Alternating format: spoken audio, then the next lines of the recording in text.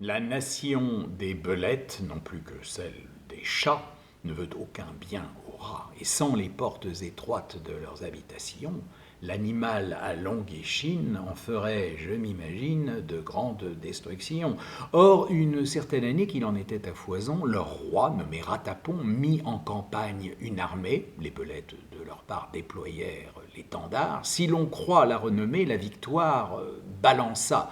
Plus d'un guéret s'engraissa du sang de plus d'une bande, mais la perte la plus grande tomba presque en tous endroits sur le peuple souriquois. Sa déroute fut entière, quoi que pût faire Artapax, Psycharpax, Méridarpax, qui, tout couverts de poussière, soutinrent assez longtemps les efforts des combattants.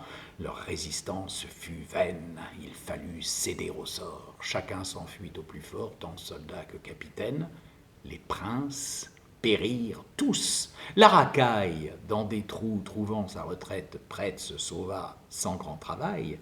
Mais les seigneurs, sur leur tête ayant chacun un plumail, des cornes ou des aigrettes, soit comme marque d'honneur, soit afin que les belettes en conçussent plus de peur, cela causa leur malheur. Trou, ni fente, ni crevasse ne fut large assez pour eux. Au lieu que la populace entrait dans les moindres creux, la principale jonchée fut donc des principaux rats.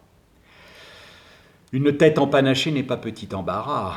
Le trop superbe équipage peut souvent en un passage causer du retardement. Les petits, en toute affaire, esquivent fort aisément. Les grands ne le peuvent faire.